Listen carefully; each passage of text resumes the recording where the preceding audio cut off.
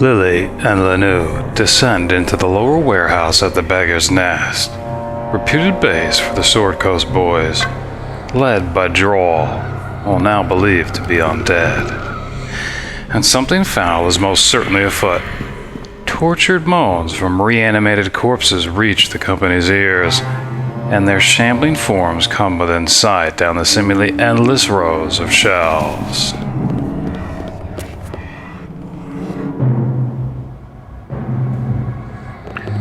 Alright, I think she'll just use the Rod of Frost to catch everyone's attention.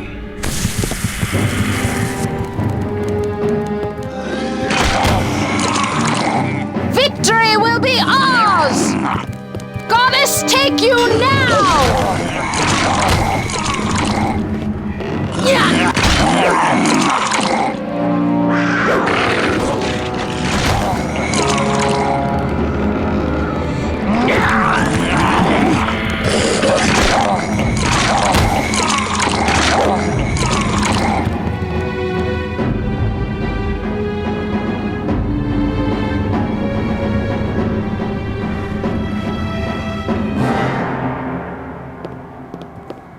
Lilly asks her hazel healer if the Lady of Dreams had granted her any special gifts when she was inducted into the church. Lilly's heard deities often bestow minor boons to their clergy. Linu beams proudly. She did indeed. The gift of healing. Linu claims that her touch is imbued with the luminous cloud, making it especially restorative.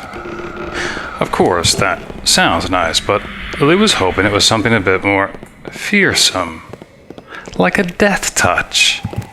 That's the kind of power she would have granted to Lillyist if she were given the chance. Too bad Linu's not evil, and able to command undead instead of destroy them. Imagine that. Undead blood sport, right here in the warehouse. The Sword Coast boys versus the Heavies. Or another run of Frost.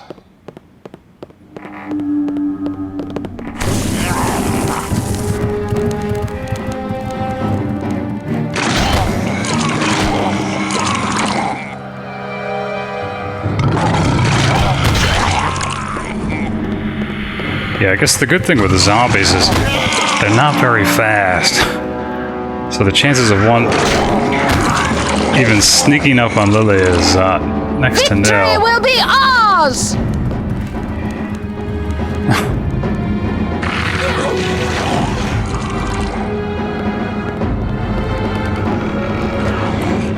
Alright, looks like they're uncovering In the name of even more.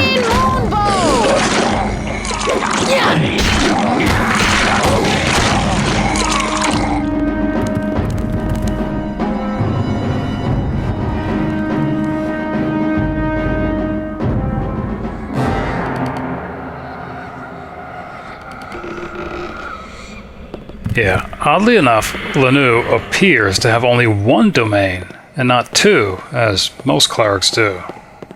The Aurora engine implements domain powers as feats, and she only has the healing domain powers feat. Otherwise, although Linu isn't using her turning ability right now, I wanted to talk about it nonetheless.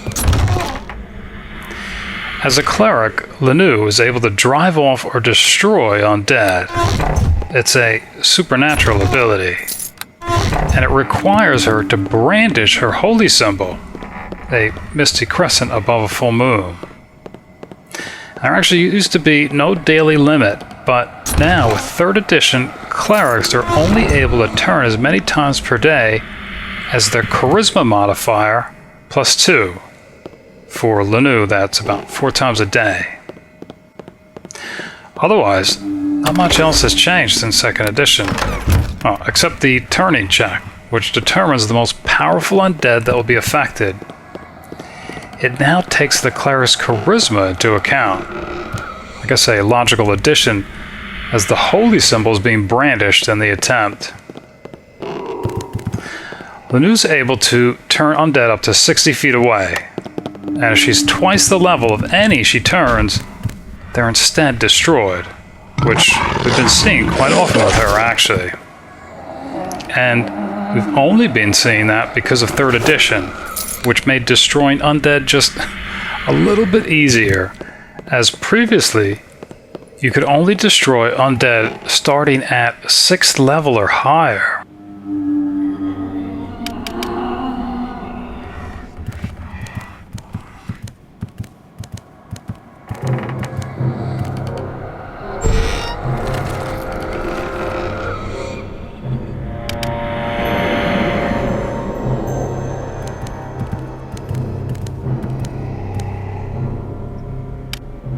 Wow, okay. Sword Coast Boy. Here's one of the gang members reanimated as a zombie. And it looks like... can't tell if he's noticed bones or not.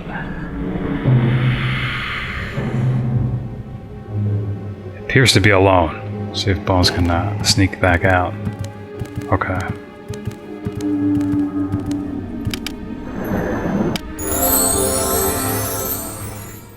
Not sure how, it'd be nice if we could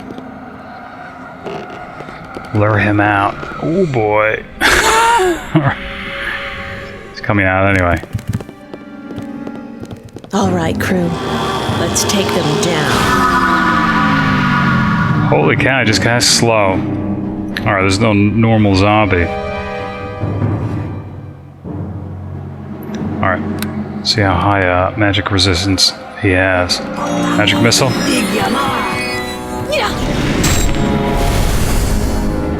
Oh, okay. Wow. Alright, Melfs.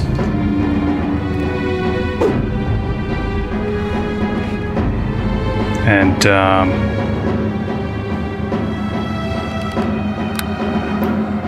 magic missile.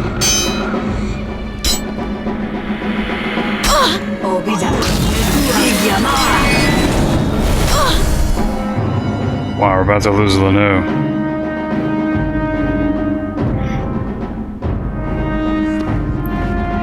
Might not be able to reach her. Slowed.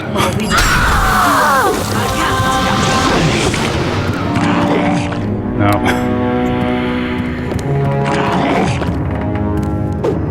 See, it's a problem though, because in the doorway, even the wolf doesn't have a line of sight. Look at that.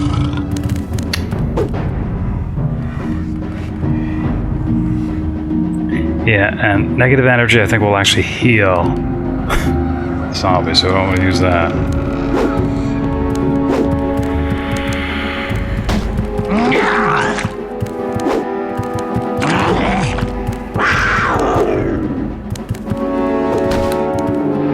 Mouths. There we go. Finally, the knockdown. That's what we needed from the start.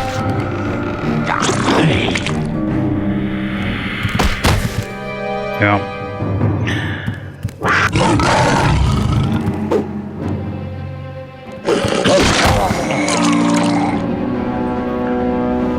Well, I think it's a lesson, at least. Next fight, make sure we're not stuck in a doorway.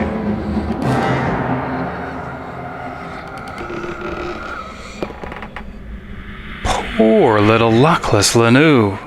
It was horrible. Her nose nearly cut off, and her front teeth shattered. Lilly knew no good would come of it, her kinky curls lacking a helmet.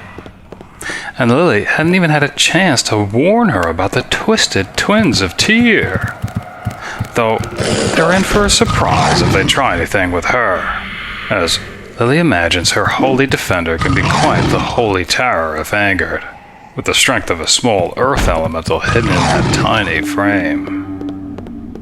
Lilly wonders if the Sword Coast boys were originally brothers and this the mother of the gang.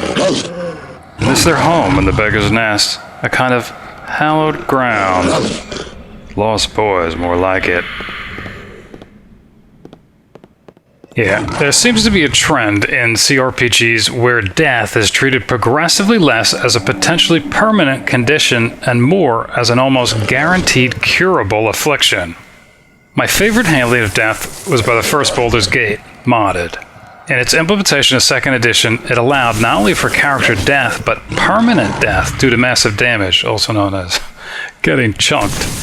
A character could be raised, but it wasn't even guaranteed to work, and it cost gold. Also, since the spell Raise Dead was beyond the capabilities of low-level clerics, and there was no overpowered artifacts like the Rod of Resurrection, one had to go to a temple for the service. But even with all this, the most important aspect was still missing: a limit. Each time a character is raised, it should cost them a permanent point of constitution. This was accomplished with the Dudleyfix mod. And so, each character was born with a fixed number of lives, and no amount of coin, spells, or magic items would change that. In that way, death became real and to be feared, and of course avoided at almost all costs. Baldur's Gate 2 was easier and more lenient, especially since I didn't have a comparable mod to impose the resurrection limit. Clerics were high enough level to cast Raise Dead in the field, and you had artifacts like the Rod of Resurrection that could be recharged, no less. There was still the chance of permanent death, but due to the nature of a high-level campaign, it seemed a very distant one. And now, Neverwinter Nights. Henchmen are automatically raised without limit, with absolutely no penalties, and simply await a reunion at the nearest Temple of Tyr. At least they're taken away from you, as it'll get worse. Dragon Age Origins, as I recall, simply incapacitates characters who fall during combat, yet they resume on location with only additional injuries. I should add that this trend is in the game system itself. 3rd edition instead permanently drains 1 level on resurrection, only resorting to a permanent constitution point penalty if 1st level. At least there's still a resurrection limit. The new 4th edition only incurs a temporary penalty to rolls for the next 6 encounters after being raised. I didn't mean for this to turn into a rant, I'm just bothered by the trend. I'm not even sure there's the possibility of losing anyone anymore going forward through these games, which is unfortunate, as mortal threats usually provide the greatest drama of all. I guess I sometimes wonder why they even bother to call it death anymore.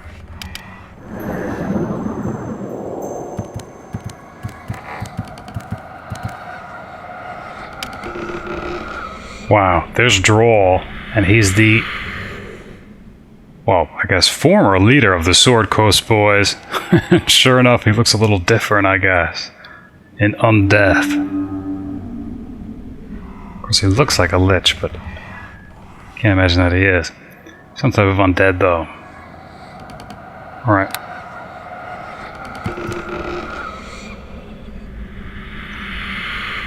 I think we need everybody in the room, so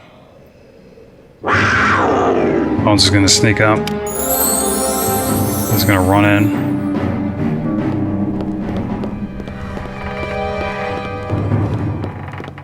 Alright. Raven Feeblement.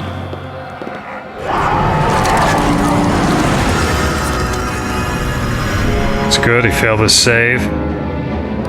Flame Arrow. Yes, fight! You'll see! You'll see! That's exactly what we needed with the Sword Coast Boy, that knockdown. He's barely injured, though. This is not good. Alright, Magic Missile.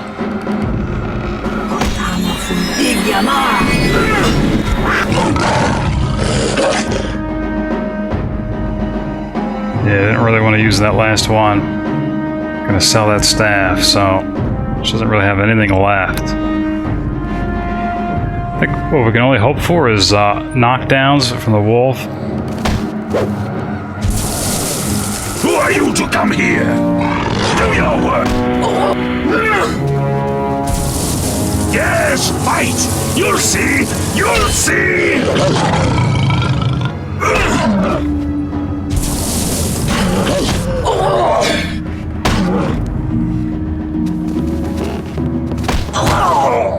There we go.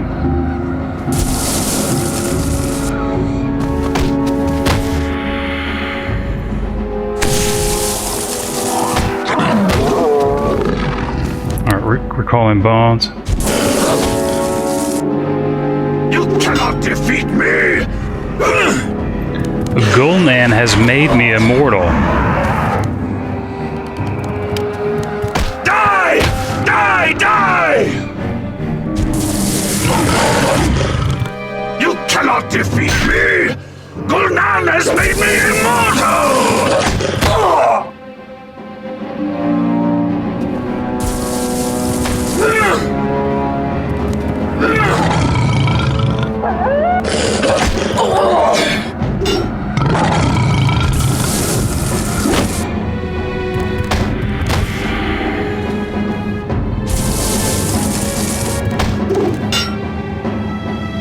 Yeah, I don't even want to experiment with the wand of negative energy and accidentally heal him.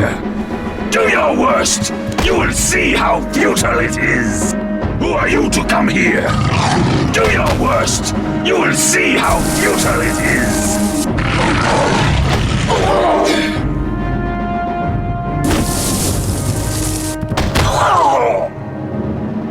He's resisting the Rod of Frost anyway. Pretty much all she has, though.